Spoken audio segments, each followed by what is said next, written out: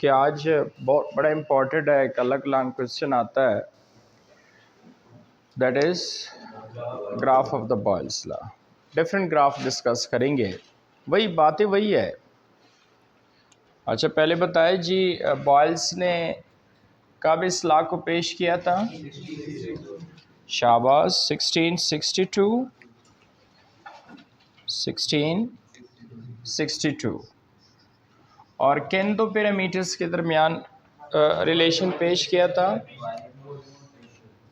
That is pressure and volume, इनके बीच relation पेश किया था। और कौन से दो पैरामीटर्स पर कांस्टेंट थे? दैट इज़ टेम्परेचर एंड मोल। और रिलेशन क्या था कि V inverse two P, means pressure आप बढ़ाएंगे तो वॉल्यूम कम होगा। लेकिन प्रोपोर्शनैलिटी है, तो जितना प्रेशर बढ़ेगा वॉल्यूम उतना कम होगा। वॉल्यूम उतना कम, प्रेशर 10 टाइम बढ़ेगा तो वॉल्यूम 10 टाइम कम होगा। प्रेशर 20 टाइम्स बढ़ेगा तो वॉल्यूम 20 टाइम्स कम होगा। लेकिन अगर प्रेशर सपोज 10 टाइम इंक्रीज हुआ, वॉल्यूम उसका 9 टाइम डिक्रीज हुआ, तो ये प्रोपोर्शनैलिटी नहीं है, ये इनवर्स प्रोपोर्शनैलिटी के लिए ये बात ज़रूर याद रखें कि एक पैरामीटर्स जितना बढ़ रहा है, दूसरा या तो उतना बढ़े या फिर उतना कम। लेकिन हमारे बच्चे क्या कहते हैं या बड़े बड़े लोग क्या कहते हैं कि बस जी इनवर्स प्रोपोर्शनैलिटी है कि जी एक बढ़ा दूसरा कम हुआ। सपोज़ एक 10 टाइम बढ़ा और दूसरा 8 टाइम कम हुआ कि जी ये भी प्रोपोर्शनैलिटी है, क्योंकि एक बढ़ गया ना 10 टाइम, दूसरा कम हुआ है 8 टाइम, सो बस एक बढ़ जाए कम हो जाए, that is inverse. No, inverse नहीं है। प्रोपोर्शनैलिटी के लिए याद रखना, जितना एक चीज़ इंक्रीज़ हो, दूसरा या तो उतना इंक्रीज़ हो या उतना डिक्रीज़ हो। सो V इनवर्स टू P। और जिनकी बीच प्रोपोर्शनैलिटी इनवर्स होती है, याद है ना, उसका प्रोडक्ट क्या होता है? कांस्टेंट होता है। So P1 V1 is equal to P2 and V2, that is Boyle's law. ऐसा था, ये बॉयल्स लॉ है। लेकिन ये जो प्रोपोर्शनैलिटी कांस्टेंट है, दैट इज K, मैंने कहा था ना, ये K जो है it's not a universal constant, that is what? That is a specific gas constant. ये हर गैस के लिए नहीं कि जी हाइड्रोजन गैस की आप प्रेशर वॉल्यूम रीडिंग ले तो उसका प्रोडक्ट सपोज 10 आ रहा है, तो ऑक्सीजन का भी आप जो रीडिंग ले प्रेशर वॉल्यूम, उसका भी प्रोडक्ट 10 आएगा। ऐसा नहीं है, ये स्पेसिफिक गैस कांस्टेंट है, ये साइज़ पे भी डिपेंड करता है, ये गैस के मास पे भी डिपेंड करता है, ये टेम्परेचर पे भी हर चीज़ पे डिपेंड करता है। इसलिए इसको हम कहते हैं specific gas constant, it's not a universal constant. फिर आगे हमने एक्सपेरिमेंटल वेरिफिकेशन भी की थी बॉयल्स लॉ की। आज हम डिस्कस करेंगे क्या? Different graphs of the Boyle's law. पहला ग्राफ पॉसिबल ये है कि अगर हम वाई एक्सिस पे, देखिए दो पैरामीटर्स के दरमियान बॉयल्स ने रिलेशन पेश किया है ना, एक प्रेशर है और दूसरा, तो आप एक एक्सिस पे प्रेशर ले और दूसरे एक्सिस पे वॉल्यूम ले, कोई पाबंदी नहीं है आप एक्स एक्सिस पे प्रेशर ले या एक्स एक्सिस पे वॉल्यूम ले, या वाई एक्सिस पे प्रेशर ले या वाई एक्सिस पे, बस एक एक्सिस पे एक पैरामीटर्स ले ले, फिर दूसरे एक्सिस पे क्या हो जाएगा? दूसरा पैरामीटर्स हो जाएगा। फॉर एग्जांपल मैंने वाई एक्सिस पे वॉल्यूम लिया कि ऊपर जाने से बढ़ रहा है, ऊपर जाने से, और एक्स एक्सिस पे मैंने प्रेशर लिया कि जी राइट साइड पे बढ़ रहा है। तो फिर इनका ग्राफ कैसे आएगा? हमेशा याद रखिए, जिन पैरामीटर्स के दरमियान प्रोपोर्शनैलिटी क्या हो? इनवर्स हो, मींस एक के बढ़ने से दूसरा, तो उसका ग्राफ कर्व्ड आता है, उसका ग्राफ कर्व्ड आएगा। और जिनकी बीच प्रोपोर्शनैलिटी डायरेक्ट होती है, एक के बढ़ने से दूसरा भी बढ़ रहा है, तो उनका ग्राफ क्या आता है? स्ट्रेट। पता है ना, सपोज अगर एक की वैल्यू बढ़ रही है तो दूसरा भी बढ़ रहा है, तो उनका ग्राफ स्ट्रेट आएगा। लेकिन अगर एक की वैल्यू बढ़ रही है, दूसरी की वैल्यू कम हो रही है, तो उसका ग्राफ स्ट्रेट नहीं, हमेशा क्या आएगा, कर्व्ड आएगा। अगर कहते हैं तो फिर एक्सप्लेन करता हूँ क्यों ऐसा होगा, कर्व्ड क्यों होगा, स्ट्रेट क्यों नहीं होगा। देखिए प्रेशर यू बढ़ रहा है ना, और वॉल्यूम ऊपर बढ़ रहा है।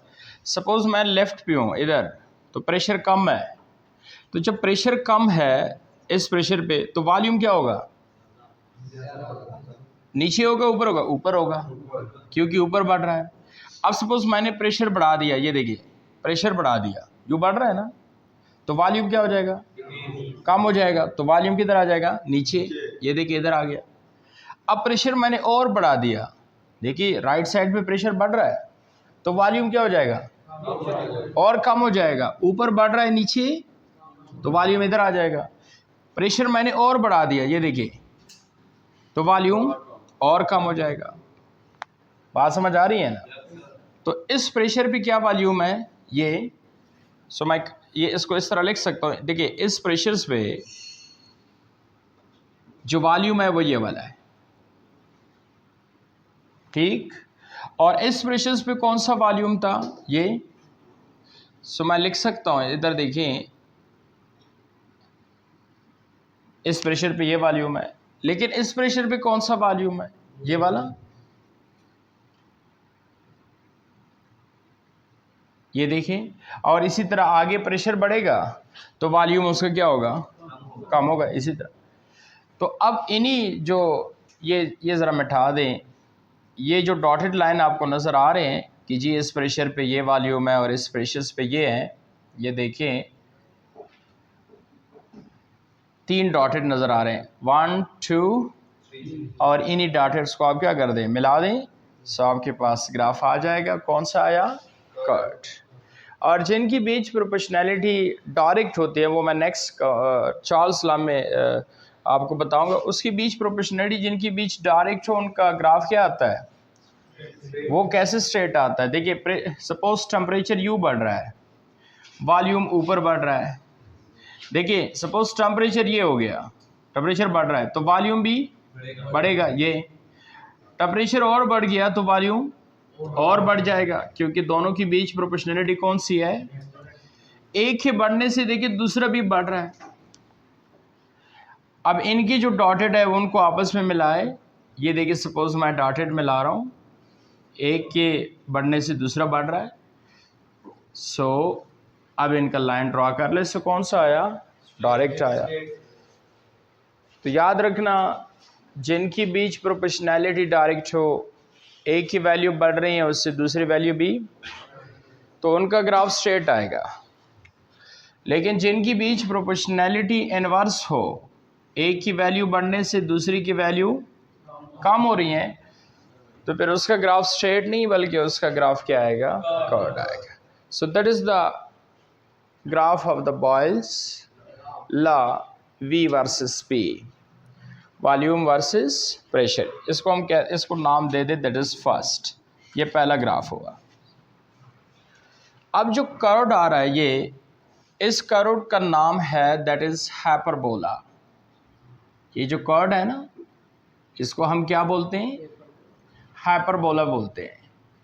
अब आप ये क्वेश्चन करेंगे सर इसको हाइपरबोला क्यों कहते हैं, क्योंकि इसकी जो शक्ल है वो हाइपरबोला जैसी है।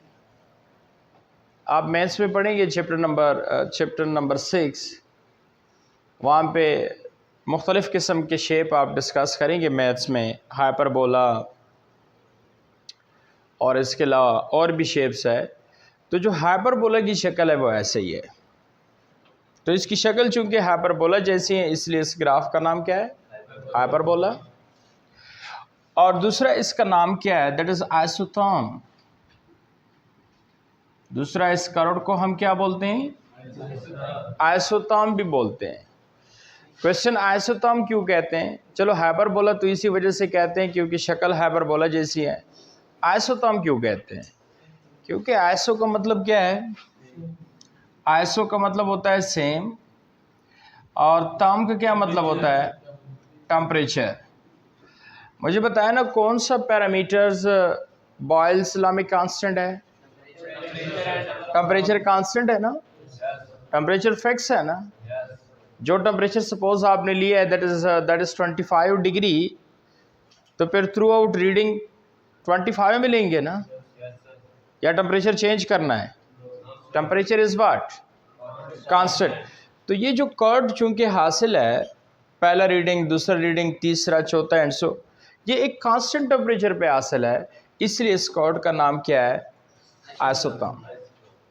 वंस अगेन, ये जो कर्व हासिल है, मतलब गैस का जो पहला रीडिंग लिया होगा पीवी का, फिर उसी गैस का जो सेकंड रीडिंग लिया होगा पीवी, फिर उसी गैस का जो थर्ड रीडिंग लिया होगा पीवी, फोर्थ रीडिंग ली होगी पीवी, तो ये सारा सेम टेम्परेचर पे लिया जाता है। सपोज अगर फर्स्ट रीडिंग लिया है 25 सेंटीग्रेड पे, तो सेकंड भी 25 पे होगा, थर्ड भी 25 पे होगा। मतलब है कि यहाँ से लेके ये पूरा कर्व जो है ये सेम टेम्परेचर पे बना होगा ना, टेम्परेचर चेंज तो नहीं होगा, टेम्परेचर इज कांस्टेंट।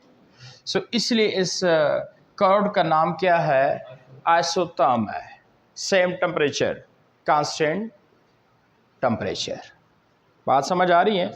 ऐसा तो नहीं होता कि जी first reading suppose hydrogen gas का लिया कि जी इस प्रेशर पे ये वॉल्यूम है, ठीक, फिर उसी गैस का सेकंड रीडिंग ले रहा है कि जी इस प्रेशर पे ये वॉल्यूम है, लेकिन साथ पहले का टेम्परेचर सपोज अगर 25 है, दूसरी का उन्होंने किया और 40 सेंटीग्रेड, फिर जब थर्ड रीडिंग लेता है फिर 50 सेंटीग्रेड। ऐसा नहीं होता।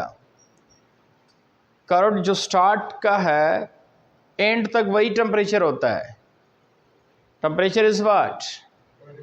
Temperature is constant, temperature is same, इसलिए इस कर्व को हम क्या कहते हैं?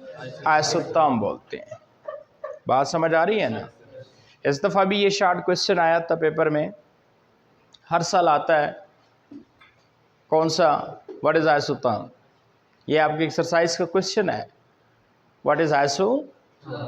फिर आप क्या कहेंगे? आइसोथर्म क्या होता है? आइसोथर्म को इस तरह डिफाइन करेंगे, ये देखिए आइसोथर्म क्या है? The curve between V and P at constant temperature is known as isotherm. Once again, what is isotherm? वो कर्व जो V और P के दरमियान है, लेकिन एट कांस्टेंट टेम्परेचर पे जो हासिल है, उसी कर्व का नाम है आइसोथर्म।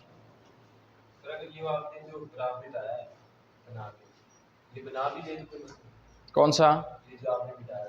और वो नहीं, वो छोटे बच्चों वाला बन जाता है। वो तो सिर्फ आपको समझाने के लिए कि जी किस तरह ये ग्राफ जो है कर्व आता है, और किस तरह ग्राफ जो है डायरेक्ट प्रोपोर्शनैलिटी का डायरेक्ट आता है। नहीं, वो नहीं करना। वो तो छोटे बच्चों को जब हम समझाते हैं फिर ऐसे ही करते हैं, जी ये देखो, हाँ, फिर इनको बस आपको पता चल गया ना। आपने सीधा पेपर में इसी तरह ड्रा करना है, एक साइड पे वी लिखे, एक साइड पे पी लिखे। ज़रूरी नहीं है वी यहाँ पी भी लिख सकते हैं, यहाँ वी लिख सकते हैं, कोई भी हो, और उसका ग्राफ क्या कर लें? कर्व कर लें। और इस कर्व का दो नाम सीखे, एक हाइपरबोला, क्योंकि इस कर्व की शक्ल हाइपरबोला जैसी है, और दूसरा इस कर्व का नाम आइसोथर्म। क्यों आइसोथर्म कहते हैं? क्योंकि ये पूरा कर्व जो है वो सेम टेम्परेचर पे बनता है, स्टार्ट से लेके एंड तक टेम्परेचर कांस्टेंट रहता है, सेम रहता है, इसलिए इस कर्व का नाम सो कैसे डिफाइन करेंगे आइसोथर्म क्या है? तो आपने कहना है कि वो कर्व जो वॉल्यूम और पी के दरमियान होता है, लेकिन वो आता कांस्टेंट टेम्परेचर्स पे है। The name of this curve is known as isotherm. जी हाँ। कौन सा? ये प्रेशर के साथ, हाँ, रेडी है कि लाइन के साथ, इस लाइन के साथ, ये ऊपर वाली लाइन, ऊपर वाले के साथ। क्या चीज़? ये एरो आगे, इधर हाँ एरो करना है, कर लें, कोई मसला नहीं है कि जी इधर बढ़ रहा है उधर। चलता जा रहा है, बढ़ता जा रहा है। जी कर लें। ना भी किया तो कोई क़यामत नहीं आएगा, मतलब फिर भी ठीक है। अगर आप कहते हैं मैं कर लेता हूँ तो ठीक है, कर लें। कि जी इस साइड पे प्रेशर बढ़ रहा है, आगे भी कंटिन्यू है, ये नहीं कि यहाँ तक है, आगे भी तो बढ़ रहा है। ठीक है बात आपकी। तो इस कर्व को हम आइसोथर्म कहते हैं। बात समझ आ गई? अच्छा, अब नेक्स्ट कर्व देखिए। फिर नेक्स्ट ये है कि सपोज अगर आप कहते हैं कि अगर कर्व जो है वो मैं हाई टेम्परेचर्स पे बनाऊं, सपोज ये कर्व किस टेम्परेचर पे बनाया है? 0 सेंटीग्रेड पे। ठीक है सर, अब जो मैं कर्व बनाना चाहता हूँ वो 30 डिग्री पे बनाना चाहता हूँ, और एक और 60 डिग्री पे बनाना चाहता हूँ, एक और 90 पे बनाना चाहता हूँ, मतलब हाई टेम्परेचर्स पे ज़रा कर्व बनाना चाहता हूँ। आप बनाए, बेशक बनाए, जिस टेम्परेचर्स पे बनाए, लेकिन एक बात का ख्याल रखना है, आपने लो टेम्परेचर्स पे बनाना है कर्व या हाई पे बनाना है। लेकिन एक दफ़ा कर्व का स्टार्ट जिस टेम्परेचर से लिया है, एंड तक टेम्परेचर वही रखना, एंड तक टेम्परेचर, क्योंकि क्या है, आइसोथर्म है ना, मतलब है कि जो फर्स्ट रीडिंग आपने ली है प्रेशर वॉल्यूम जिस टेम्परेचर्स पे, तो उसी गैस का आपने जो सेकंड रीडिंग लेना है प्रेशर एंड, उसके लिए टेम्परेचर फिर वही होना चाहिए। बेशक आप हाई टेम्परेचर पे बनाना चाहे या आप बना सकते हैं। सपोज़ ये अगर 20 डिग्री पे मैंने बनाया हुआ है, यहाँ से 20 शुरू है तो एंड तक 20 था। अब ये जो कर्व है, सपोज़ ये देखिए, ये सपोज़ बना है किस पे, दैट इज़ 40 डिग्री, और एक और बना रहा हूँ, ये देखिए, ये बना है सपोज़ 75 डिग्री, दैट इज़ 70। हाँ, एक बात है, जितना आप टेम्परेचर बढ़ाएंगे तो जो कर्व है वो दोनों एक्सिस से दूर होता जाएगा, दोनों एक्सिस से, किन दो एक्सिस से, that is volume and, that is volume and pressure, होगा उसी तरह, लेकिन जो कर्व है वो एक्सिस से क्या होता जाएगा, दूर होता जाएगा eight high temperature, at high. फिर आप ये क्वेश्चन करेंगे कि सर आपने खुद ही कहा था कि जी आइसोथर्म टेम्परेचर क्या होना चाहिए, कांस्टेंट होना चाहिए। अभी आप कह रहे हैं नहीं, एक कर्व मैं लो टेम्परेचर्स पे बना रहा हूँ, दूसरा हाई पे बना रहा हूँ, तीसरा उससे भी हाई पे बना रहा हूँ, ये तो फिर टेम्परेचर क्या हो रहा है, चेंज हो रहा है। देखिए ना,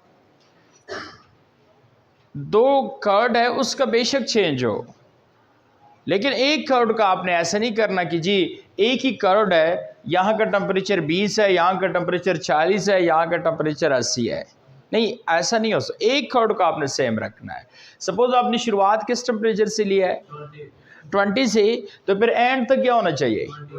हाँ, अगर आपने शुरुआत 20 से नहीं, आपने शुरुआत 50 डिग्री से लिया है, आप ले सकते हैं, इसमें कोई पाबंदी नहीं है कि जी आप शुरुआत किस टेम्परेचर से, लेकिन जिस टेम्परेचर से फिर वही होगा। सपोज आपने 50 से लिया है, तो फिर एंड तक ये क्या होना चाहिए, 50 होना चाहिए। आपने सपोज 75 डिग्री से शुरुआत ली है कर्व हासिल करने का, तो फिर एंड तक उस कर्व का टेम्परेचर क्या होना चाहिए, 75 होना चाहिए। सर हमें कैसे पता चलेगा कि वो कर्व जो है कितने टेम्परेचर पे कहाँ था? वो तो सारी बात है, जब आपने एक्सपेरिमेंट करना है, प्रेशर लेना है और साथ उस पर वॉल्यूम चेक करना है, तो टेम्परेचर तो आपने उसका कांस्टेंट रखना है ना। तो आप खुद ही देंगे कि जी मैं सब कुछ जो रीडिंग ले रहा हूँ, ये 25 सेंटीग्रेड पे ले रहा हूँ, 50 पे ले रहा हूँ, 75 पे ले रहा हूँ, वो तो आपने उसको देना है टेम्परेचर, तो वही जो आप दे बस वही रखना है कांस्टेंट, तो वही टेम्परेचर होगा। बात समझ आई ना। लेकिन फिर जो स्टार्ट का टेम्परेचर है, वंस अगेन एंड का भी वही टेम्परेचर हो। सपोज एक गैस का आप रीडिंग ले रहे हैं, उसमें प्रेशर डाला और उसका वॉल्यूम चेक कर रहे हैं, हाँ उस टाइम टेम्परेचर क्या है, सपोज 40 सेंटीग्रेड है, क्या है। फिर उसी गैस पे जब आप सेकंड प्रेशर इंक्रीज कर रहे हैं या डिक्रीज कर रहे हैं, फिर उस पर वॉल्यूम चेक कर रहे हैं, तो फिर वो भी 40 हो। फिर आगे फिर नेक्स्ट रीडिंग जो ले रहे हैं वो भी 40 सेंटीग्रेड पे हो, तो ये भी कौन सा कर्व है, फिर आइसोथर्म। हाँ, लेकिन जितना हाई टेम्परेचर्स पे आप कर्व लेंगे वी एंड पी के दरमियान, वो जो कर्व है वो एक्सिस से क्या होता जाएगा, दूर होता जाएगा। ये जो दो कर्व हासिल है ना, तो ये नीचे वाला लो टेम्परेचर्स पे होगा, ऊपर वाला हाई पे होगा। ये अगर 40 पे है तो ऊपर वाला जो कर्ड है वो 40 पे नहीं होगा, ये 40 से हाई टेम्परेचर्स पे होगा, 60-70 पे होगा। फिर अगर आपने टेम्परेचर और बढ़ाया, दैट इज़ 80-100 किया, तो फिर ये जो कर्ड है वो यहाँ पे हासिल हो जाएगा। तो कहने का मतलब है कि जितना टेम्परेचर हाई करोगे, ये जो कर्ड है होगा वही कर्ड, लेकिन एक्सिस से क्या होता जाएगा, दूर होता जाएगा, उसकी पोजीशन दूर होती जाएगी। लेकिन इसकी वजह क्या है कि सर टेम्परेचर जब आप बढ़ा रहे हैं तो जो कर्ड की पोजीशन है वो एक्सिस से, दोनों एक्सिस से क्या होती जाती है, दूर होती जाती है। वजह, शाबाश, क्योंकि टेम्परेचर बढ़ने से आपको पता है ना, ये देखो इसका सिंपल रीज़न मैं बताऊं, टेम्परेचर बढ़ने से वी क्या हो रहा है, वी भी बढ़ रहा है ना। तो मुझे बताया जब टेम्परेचर बढ़ने से वी भी बढ़ रहा है तो सारी बात है ये जो कर्ड की पोजीशन है ये वी से क्या होता जाएगा, दूर होता जाएगा। वी से कौन कहता है कि टेम्परेचर बढ़ने से वी बढ़ता है, ये तो हम नेक्स्ट डिस्कस करेंगे। That is known as what, that is Charles law, पढ़ाया था ना आपको। फिर आप कहेंगे चलो ठीक है सर, टेम्परेचर बढ़ने से चूंकि वी भी बढ़ता है इसलिए जो कर्ड की पोजीशन है वो वाई एक्सिस से वी एक्सिस से क्या होता जाएगा, दूर। बट टेम्परेचर बढ़ने से कर्ड की पोजीशन पी एक्सिस से पी से क्यों बढ़ता है, पी से क्यों दूर होता जाता है? क्योंकि जिस तरह टेम्परेचर बढ़ने से वॉल्यूम ऑफ द गैस बढ़ता है, इस तरह टेम्परेचर बढ़ने से प्रेशर ऑफ द गैस भी बढ़ता है। प्रेशर ऑफ द गैस भी बढ़ता है, वो भी डायरेक्ट है। जिस तरह वॉल्यूम डायरेक्ट है इस तरह प्रेशर भी डायरेक्ट है। आप कहेंगे सर ये तो लॉ से साबित हुआ है, दैट इज चार्ल्स लॉ के टेम्परेचर बढ़ने से वी बढ़ता है। ये किससे साबित हुआ है? ये भी एक लॉ से साबित हुआ है, लेकिन वो लॉ हमारे कोर्स में नहीं है। That is known as Gay Lussac's law. इसको हम गैलोसिक लॉ कहते हैं। कहता है कि टेम्परेचर ऑफ द गैस बढ़ाएंगे तो इससे वॉल्यूम ऑफ द गैस भी बढ़ेगा। Sorry, temperature of the gas बढ़ाएंगे तो प्रेशर ऑफ द गैस भी बढ़ेगा। That is Gay Lussac's law. अगर आप कहते हैं कि सर एक रिलेशन दे जिससे ये बात वाजे हो कि वाकई टेम्परेचर बढ़ने से वॉल्यूम एंड प्रेशर बढ़ रहा है, नेक्स्ट एक इक्वेशन हमने साबित करना है, that is ideal gas equation. चलो फिलहाल मैं वैसे लिख लेता हूँ, P V is equal to what, P V is equal to N R T, N R. तो इधर देखिए टेम्परेचर बढ़ने से क्या होता है, वी भी बढ़ता है, डायरेक्ट है ना, और टेम्परेचर बढ़ने से पी भी बढ़ता है, दोनों क्या है, डायरेक्ट है। तो जब टेम्परेचर बढ़ने से वी भी बढ़ता है, टेम्परेचर बढ़ने से पी भी बढ़ता है, तो इट्स मीन्स कि हाई टेम्परेचर्स पे जब भी आप कर्ड हासिल करेंगे तो उसकी पोजीशन जो है दोनों एक्सिस से अवे होगा, दोनों एक्सिस से दूर होगा। उस दूरी की वजह क्या है? क्योंकि टेम्परेचर बढ़ने से वॉल्यूम भी बढ़ता है और टेम्परेचर बढ़ने से प्रेशर भी बढ़ता है। सो दो बड़े इंपॉर्टेंट क्वेश्चन आपकी क्लियर हो गए, पेपर में आता है जी। What is isotherm? एक आइसोथर्म क्या है? उस कर्ड को कहते हैं जो वी और पी के दरमियान है एट कांस्टेंट टेम्परेचर। और सेकंड क्वेश्चन बड़ा इंपॉर्टेंट है कि why at high temperature the position of the curve goes away from the both axis. High temperatures पे कर्ड की जो पोजीशन है वो दोनों एक्सिस से दूर होता जाता है। वजह तो फिर आपने ये कहना है कि चूँकि टेम्परेचर बढ़ने से वी भी बढ़ता है और पी भी बढ़ता है, इसलिए दोनों कर्ड क्या होंगे, दोनों एक्सिस से अवे जाएंगे। बात समझ आ गई? अब देखिए ये एक्सरसाइज के क्वेश्चन है, दोनों बहुत इंपॉर्टेंट क्वेश्चन है। पहला क्वेश्चन देखिए आपका, what is Boyle's law of gases? कर लेंगे what is Boyle law of gases. और इसका बी पार्ट है give its experimental verification. Experimental verification तो आसान है ना, कराया था ना लास्ट टाइम। प्रेशर जितना बढ़ाएंगे तो वॉल्यूम उतना कम होगा। एक्सपेरिमेंटली वेरीफाई करना है जी। इसका दूसरा क्वेश्चन बी पार्ट देखिए, व्हाट आर आइसोथर्म, क्या लिखा है, व्हाट आर आइसोथर्म। आइसोथर्म उस करोड़ को कहते हैं जो वी और पी के दरमियान होता है एट कांस्टेंट टेम्परेचर। आगे क्या कहता है, what happen to the position of isotherm, what happen to the position of isotherm, isotherm means curve, when they are plotted at high temperatures for a particular gas। तो फिर क्या होगा positions को, कौन बताएगा? पोजीशंस को क्या हो जाता है एट हाई टेम्परेचर्स पे, कर्ड की पोजीशंस को क्या हो जाता है? हाँ, हाई टेम्परेचर्स पे कर्ड की जो पोजीशन है उस पे ये हो जाता है कि वो दोनों एक्सिस से दूर होता जाता है, दोनों एक्सिस से दूर होता जाता है। इसकी वजह क्या है? दोनों एक्सिस से क्यों एट हाई टेम्परेचर्स पे दूर होता जाता है? तो टेम्परेचर बढ़ने से क्या होता है, क्यों दूर होता जाता है? एक्सिस से क्यों, वी एक्सिस से क्यों दूर हो गया? टेम्परेचर डिफरेंट है, लेकिन दूर क्यों हो गया वी से एंड पी से? हाँ, क्योंकि टेम्परेचर बढ़ने से चूंकि वी बढ़ता है ना, टेम्परेचर बढ़ने से चूंकि पी बढ़ता है ना, तो जब ये दोनों बढ़ते हैं टेम्परेचर बढ़ने से, तो जारी बात है दोनों उससे दूर होते जाएंगे। बात समझ आ गई? अच्छा, ये हुआ ग्राफ सेकंड। अब नेक्स्ट ग्राफ देंगे, दैट इज ग्राफ थर्ड।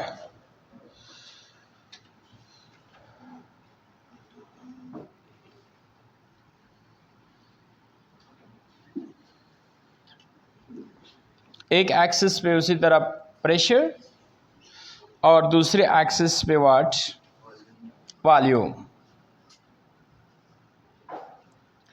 और इनकी बीच जो ग्राफ है that is straight, that is. आप परेशान हुए होंगे, सर ये क्या कह रहे हैं? आपने खुद ही कहा था कि जिनकी बीच प्रोपोर्शनैलिटी इनवर्स हो उनका ग्राफ क्या आता है, कर्व, और जिनके बीच प्रोपोर्शनैलिटी डायरेक्ट हो, डायरेक्ट मीन्स के एक के बढ़ने से दूसरा भी बढ़े, तो उनका ग्राफ क्या आता है, स्ट्रेट।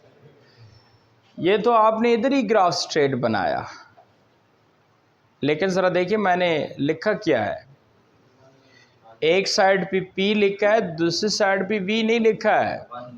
अगर दूसरी साइड पे V लिखा होता, एक साइड पे P है, तो फिर इनकी बीच प्रोपोर्शनैलिटी कौन सी है? इनवर्स है, तो ग्राफ कौन सा आता, कर्व आता। कौन सा आता? लेकिन एक साइड पे देखिए P लिखा हुआ है और दूसरी साइड पे 1/v लिखा है। दूसरी साइड पे क्या लिखा है? 1/v, 1/v, 1/v।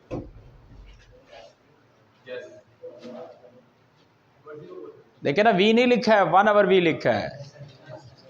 तो इधर देखिए P बढ़ने से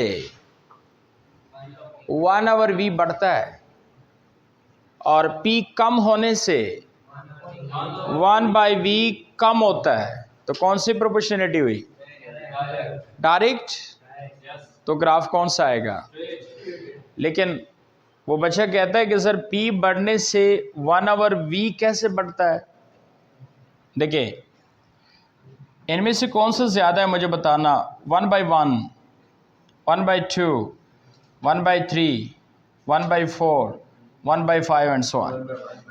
कौन सी वैल्यू रेशियो ज़्यादा है? 1/1। देखिए ना, सबका नॉमिनेटर तो सेम है, 1 1 1 1 1। ऊपर वाले को नॉमिनेटर कहते हैं, वो सबका क्या है, लेकिन डिनोमिनेटर सबका क्या है।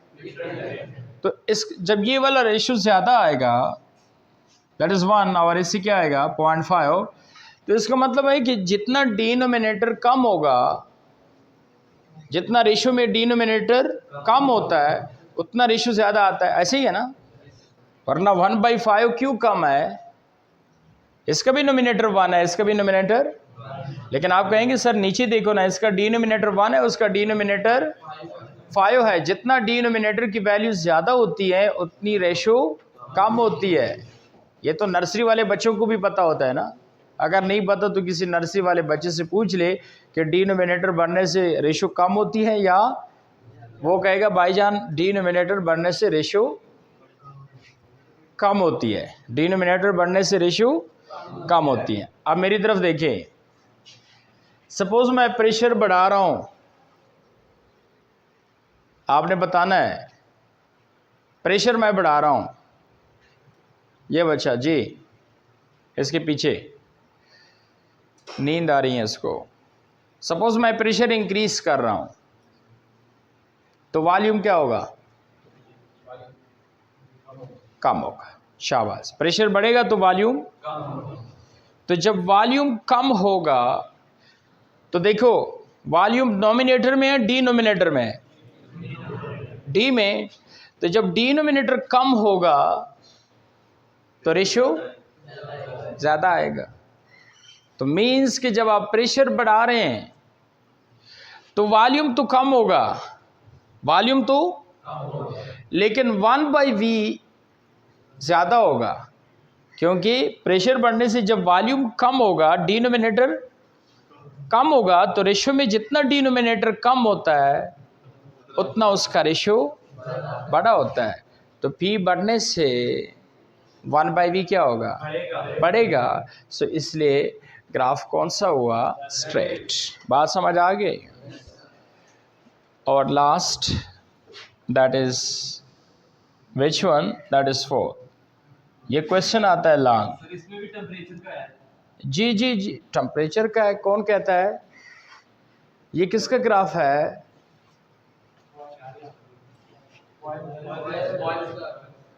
पीवी बॉयल्स का है ना, क्योंकि वी और पी के दरमियान रिलेशन किसने बताया? तो बॉयल्स है तो टेम्परेचर इज व्हाट? वो तो कांस्टेंट होगा। वो तो क्या होगा? अगर टेम्परेचर आप हटाए ना तो बॉयल्स नहीं रहता। बॉयल्स लॉ गलत हो सकता है अगर आपने टेम्परेचर कांस्टेंट ना किया तो। वो तो वैसे का वैसे कांस्टेंट होगा। बात समझ आ गई? और नेक्स्ट लास्ट ग्राफ कौन सा नंबर होगा ग्राफ का? 4th। ये लॉन्ग क्वेश्चन आता है। ये लॉन्ग क्वेश्चन कितने नंबर का होता है? 4 नंबर का होता है। 4 नंबर। 9th में एक 4 का, एक 10th में 5 का, लेकिन फर्स्ट सेकंड ईयर में सारे कितने के होते हैं? 4 4 4। कितने करने हैं? 6। तो 6 को 4 से मल्टीप्लाई करें, 24 नंबर आपके लॉन्ग के हैं। बाकी 22 शार्ट करने होते हैं, 8 8 6, तो 44 नंबर उसके हैं। कितने हो गए? 68। और बाकी 17 नंबर आपके एमसीक्यूज के हैं, सो 85। ऐसे ही है ना? अच्छा, जो 4 नंबर का लॉन्ग है तो इसमें एक नंबर इस ग्राफ का थोड़ा एक्सप्लेन करना पड़ेगा, और एक नंबर और एक नंबर, तो 4 नंबर पूरे हो गए। तो इसलिए ये लॉन्ग क्वेश्चन आता है, बड़ा इंपॉर्टेंट है। अच्छा, जो लास्ट ग्राफ है वो बनाते हैं पीवी दोनों का जो प्रोडक्ट है versus P, versus you. Suppose P बढ़ रहा है और पीवी किधर बढ़ रहा है? ऊपर। या आप यू भी कर सकते हैं कि पीवी वर्सेस वी कर दें। पीवी वर्सेस पी करना हो या पीवी वर्सेस वी करना हो। मुझे बताया second definition of the boils क्या था कि इन दोनों का जो प्रोडक्ट है वो हमेशा क्या आएगा? कांस्टेंट आएगा।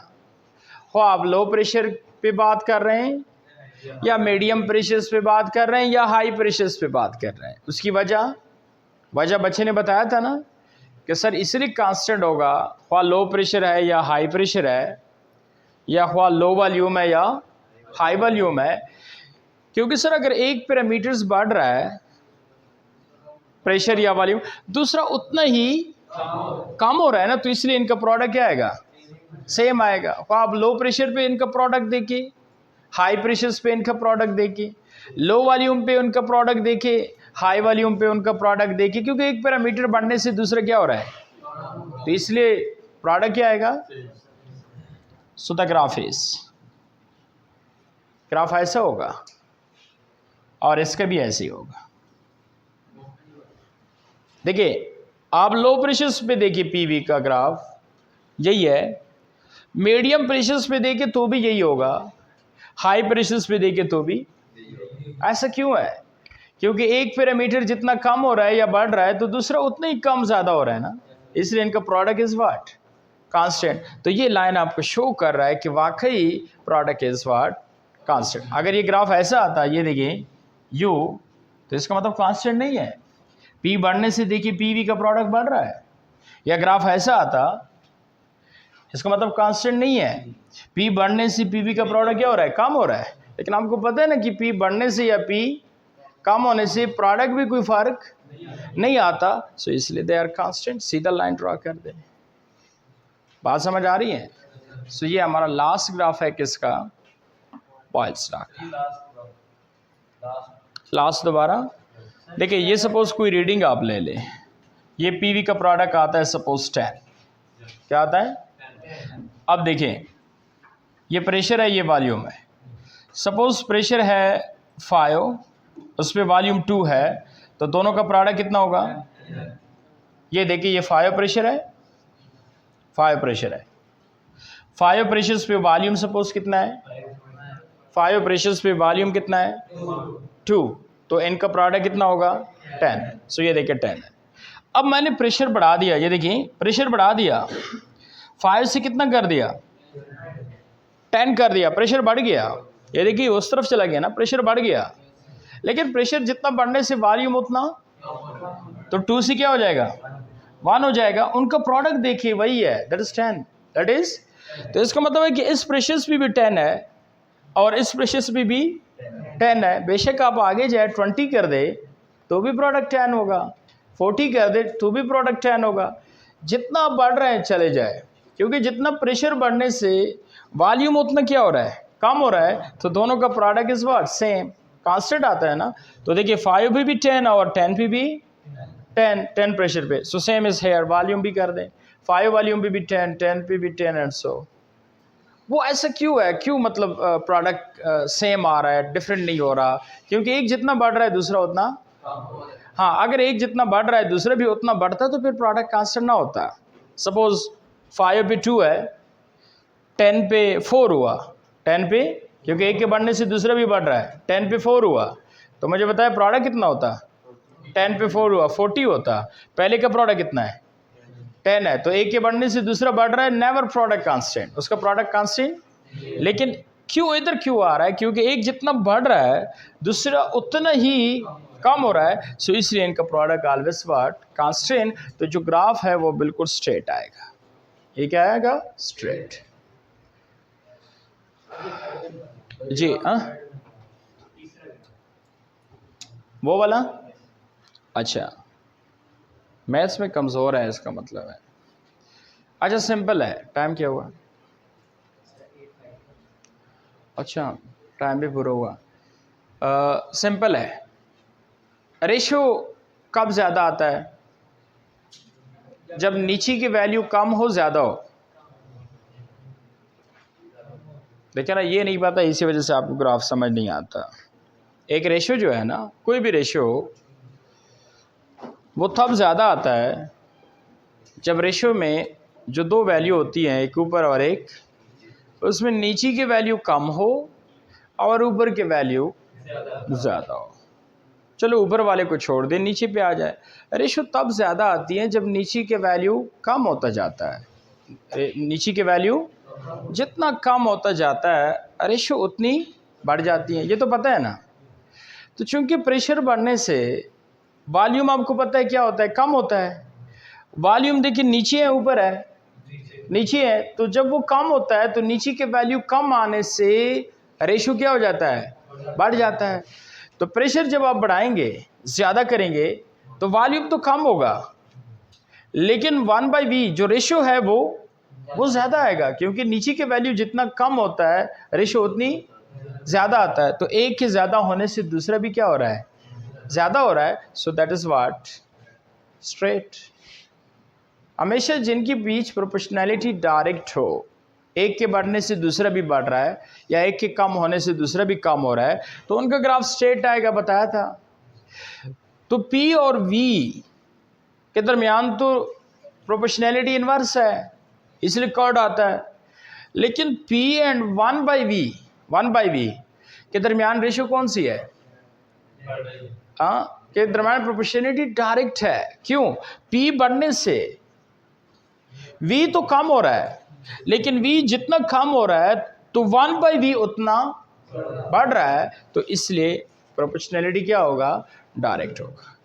और यहाँ पे दो बड़े इंपॉर्टेंट क्वेश्चन, एक कि हाई टेम्परेचर्स पे ये सपोज अगर 25 पे हैं तो ये कितने पे हैं? सपोज हाई टेम्परेचर्स पे ये जो कर्व है आइसोथर्म, ये इन दोनों एक्सिस से दूर क्यों चला जाता है? एक तो आपको ये पता हो कि दूर जाता है हाई टेम्परेचर्स पे कर्व, और दूसरा दूर क्यों जाता है ये रीज़न भी पता हो। फिर आपने ये कहना है क्योंकि हाई टेम्परेचर्स पे एक तो V भी बढ़ता है, दूसरा दोनों चूंकि बढ़ते हैं, इसलिए फिर दोनों कर्व जो है दोनों एक्सिस से क्या होंगे? अवे जाएंगे। और एक यहाँ पे बड़ा इंपॉर्टेंट क्वेश्चन है, नेक्स्ट आपका क्वेश्चन यही लिखा है, ज़रा एक्सरसाइज वो वाला खोल दे, कि इन दोनों का प्रोडक्ट हमेशा क्या आएगा? कांस्टेंट आएगा। हो आप हाई प्रेशर्स करें या लो प्रेशर्स करें, या आप हाई टेम्परेचर्स करें या आप हाई वॉल्यूम करें या आप लो। उसका रीज़न क्या है? उसका रीज़न ये है कि एक के बढ़ने से दूसरा चूंकि क्या हो रहा है? कम हो रहा है, तो इसी वजह से ग्राफ जो है PV का वो स्ट्रेट आएगा। क्या आएगा? स्ट्रेट लाइन आएगा, कांस्टेंट आएगा। ये आपका नेक्स्ट क्वेश्चन देखिए, why do we get a straight line? कहता है कि हम स्ट्रेट लाइन क्यों हासिल करते हैं? स्ट्रेट लाइन हम क्यों हासिल करते हैं? ये देखो, ये वाला नहीं है, ये वाला है। हम स्ट्रेट लाइन क्यों हासिल करते हैं? स्ट्रेट लाइन क्यों हासिल करते हैं? किसके दरमियान? When pressure exerted on a gas are plotted against inverse of volume। ये देखिए, वॉल्यूम नहीं कह रहा, इनवर्स ऑफ वॉल्यूम कह रहा है। इनवर्स ऑफ वॉल्यूम का मतलब 1/V के दरमियान हम स्ट्रेट लाइन क्यों हासिल कर रहे हैं? तो फिर आपने क्या कहना है कि चूंकि दोनों के दरमियान प्रोपोर्शनैलिटी डायरेक्ट बन जाती हैं, P inverse of volume, inverse of के दरमियान प्रोपोर्शनैलिटी डायरेक्ट बन जाती हैं, और जिनकी बीच प्रोपोर्शनैलिटी डायरेक्ट होती हैं उनसे स्ट्रेट लाइन हासिल होता है। कौन सा लाइन हासिल होता है? हाँ, अगर P अगेंस्ट V करता, इनवर्स ऑफ E ना होता, जस्ट V होता, तो स्ट्रेट ना होता, क्या होता? कर्व्ड होता। लेकिन वो कह रहा है इनवर्स ऑफ V और P के दरमियान स्ट्रेट, या बिकॉज प्रोपोर्शनैलिटी क्या? डायरेक्ट।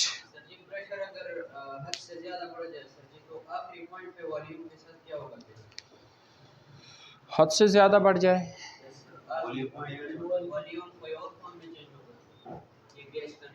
नहीं, वो फिर ये होगा कि चीज़ ही नहीं रहेगा, तो फिर उसका वॉल्यूम आप किधर देखेंगे? जब एक चीज़ नहीं रहता। सपोज़ आपने वॉल्यूम किसका देखना था? मेरा देखना है ना, लेकिन आपने मुझ पे हद से ज़्यादा प्रेशर डाला तो सरजायद नहीं रहेगा। ज़ाहिर बात है, सरजायद से कोई और चीज़, तो आपने वॉल्यूम किसका देखना था? सरजायद का देखना था। अब जब सरजायद ही नहीं रहा, तो फिर वॉल्यूम पे तूने क्या करना है, या मेरे और चीज़ पे, मास पे, सो पे क्या करना है? तो हद से ज़्यादा नहीं बढ़ाना। हर चीज़ का एक लिमिट होता है। फिज़िक्स में भी आप हुक्स लॉ पढ़ते हैं ना, stress directly to strain up to elastic limit नहीं है, तो फिर maybe stress directly to strain ना हो। तो इसी तरह आप ने ओहम लॉ पढ़ा होगा, V = IR, के वोल्टेज डायरेक्टली टू करंट है, लेकिन अगर R क्या हो? कांस्टेंट हो। R कांस्टेंट नहीं है, तो मे बी आपका V डायरेक्टली टू I ना हो। That is ohm law. तो कहने का मतलब है कि हर चीज़ का एक क्या होता है? लिमिट होता है, and don't cross the limit. Limit को आपने क्रॉस नहीं करना, लिमिट को क्रॉस नहीं करना। अच्छा, graph different graphs of the Boyle's law